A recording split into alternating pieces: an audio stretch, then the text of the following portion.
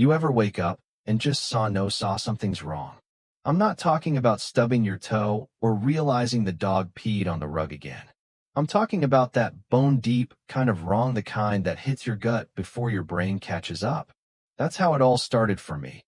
One quiet morning in Ocean Pine Bluff. A town so clean and pastel perfect you'd think a postcard factory exploded and called it urban planning. I'm Wesley Carr, mid-40s, semi-retired marine mechanic. Moved here 3 years ago to get away from the chaos, city noise, endless traffic, constant shouting. I figured a place like Ocean Pine Bluff would be peaceful. Just me, my old sailboat I never quite finished fixing, a cluttered garage full of rusty dreams, and the ocean humming in the background. But that morning, the ocean wasn't humming. It wasn't doing anything.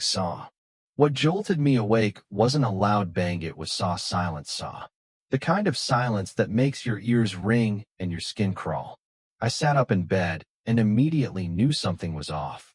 The gulls weren't squawking. No wind. No crashing waves. Just dead air. And then my phone buzzed. It was that robotic emergency voice. You know the one. Cold, monotone, unbothered. Saw tsunami warning for coastal regions. Seek higher ground immediately. I damn near dropped the thing. I live 4 blocks from the shore. High ground is not a luxury I have. But what hit me harder was what didn't happen. No alarms. The city had installed these big, industrial tsunami sirens last year after some close call in northern Oregon. Ugly, yeah, but loud as hell and effective. And now? Nothing. Not a single blare. Just my phone and a cold sweat. I bolted out of bed, yanked on a shirt and jeans, heart pounding so hard I could feel it in my teeth. I ran outside expecting to hear anything, but the only sound was my neighbor's wind chime lazily bumping in the still air. People were just starting to stir. A few porch lights flicked on. Some folks opened their doors and stared at their phones like confused meerkats. But still no sirens. Just crickets. And that's when it hit me, Karen. Well, her name's actually Clarissa Whitmore. But trust me, she earns the title. President of the Pinecrest Lakeside HOA. A woman so obsessed with neighborhood uniformity that she once fined me for having unapproved patio furniture. The same woman who'd been up in arms at the town hall meeting when the sirens were announced, ranting about visual disruption and auditory pollution. Clarissa hated those sirens. Said they'd ruin property values and the coastal charm of the community. She actually called them eyesores with megaphones. I remember her standing there with her clipboard and pearls, declaring, "If there's an emergency, our phones will alert us. No need for barbaric noise." Her words. Now here I was, holding my phone with the exact emergency she said wouldn't happen, staring me in the face, and her barbaric noise was nowhere to be heard. I stormed across the street, straight up her perfectly swept walkway lined with color-coordinated flower beds and not a single weed in sight. I didn't even bother knocking. I pounded. Clarissa opened the door wearing a matching silk robe and slippers like she was the Queen of freaking England. "Wesley," she said with that fake polite tone, "it's a bit early for banging doors, isn't it?" "There's a tsunami warning," I snapped. "Where are the alarms?" She didn't flinch. The HOA board voted to have them temporarily removed. They were unsightly and... I cut her off. Unsightly? They were warning systems. Life SA wine equipment. She waved her hand like I'd mentioned a broken lawnmower. The city agreed. They're in storage until we find something more. Visually appropriate. "Clarissa," I said, barely keeping my voice from shaking, "you buried the tsunami alarms so the neighborhood would look nicer?" "They were loud during testing," she replied, dead serious. "Disruptive." I turned away, seething.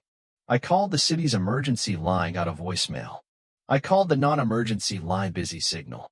Everyone was asleep at the wheel. Everyone except me. Now, here's where the story goes from "this is insane" to "hold my beer." Back in the corner of my garage, under a tarp and 3 broken fans, sat an old Coast Guard cutter horn. Salvaged it off a decommissioned vessel I helped dismantle back in my 20s. Thing was the size of a cannon and could rattle windows from a mile away. I'd kept it more as a conversation piece or a personal joke, but in that moment, it was the last hope. I ran home, shoved aside boxes, kicked over a toolbox, and uncovered that beautiful chrome monster. The horn still had its mount and marine battery rig. I'd wired it for testing years ago. Never used it, but I'd kept it charged just in case. Guess this was the saw case. I didn't think. I just moved. Hoisted the thing into my truck with every ounce of strength I had, battery and all. Drove up to the Old Town Water Tower, the highest point in Ocean Penny, and parked in the grass, heart pounding so hard I thought saw would set off alarms. The fence was locked, but I climbed it anywhere, ripped my jeans, scratched my side, didn't care. Hauled the horn and battery up the rusted ladder, rung by rung, legs shaking more from adrenaline than fear. At the top, the wind had picked up. I looked out and saw the ocean boiling darker, meaner, like it saw something was coming. My fingers shook as I connected the wires. Then I hit the button. The horn blasted. It wasn't just sound, it was saw. Like the sky cracked open. I felt it in my chest, my spine, my teeth. Dogs barked. Car alarms screamed. Lights turned on. Curtains flew open. The whole damn town woke up. I blasted it again. And again. Neighbors stumbled out in pajamas, squinting at the tower. People started shouting, pointing. The ocean groaned behind me, the tide pulling back farther than it ever should. You could saw the water drawing out. That's when panic hit. Cars started pulling out of driveways. People yelling for kids. Dogs jumping into back seats. Finally movement. Then came the sirens. Police. 2 cruisers, lights flashing, skidding to a stop at the base of the tower. One officer stepped out with a megaphone. "Sir, you are trespassing on city property. Come down immediately." I yelled back, "Ask Clarissa about the missing tsunami sirens." There was silence. Then the second officer, young woman, dark ponytail, sharp eyes, turned to her partner and said something. They looked back up at me. I think that's when it clicked for them. The wave hit minutes later, not a monster, thank God, but big enough to flood the beach homes. Took out lawn chairs, fences, even some cars. But everyone had saw enough warning to get uphill. No casualties. Some damage, yeah, but we were lucky. They brought me down in cuffs. Polite cuffs, but cuffs. I wasn't mad. I knew what I'd done. At the station, the mood shifted. They saw the footage. They checked the city's records. Confirmed what I'd said. Clarissa was called in. Walked into the precinct like it was a garden club meeting, holding her purse like a shield. The officers didn't say much. Just played back the documentation, the HOA emails, the city's permit approvals, and the part where she'd signed off on the alarms removal. She said, I was protecting the integrity of our community. And I said loud enough for the bullpen to hear, from what? Safety. She didn't answer. Just stared at the floor like the laws of reality had finally betrayed her. After that, things changed. Clarissa resigned in disgrace. The new HOA board added Tsunami Prep to the monthly newsletter. I got a small fine for noise disturbance and a bigger thank you from the mayor himself. The horn? They gave it back. Said I earned it. Now it sits in my garage, polished, mounted, ready. I don't plan on using it again. But then again, I didn't plan on needing it the first time. Funny how we build these systems to protect us, only to tear them down for the sake of appearances. Funny how the loudest voice in the neighborhood wasn't the one with the title, but the one who refused to stay silent.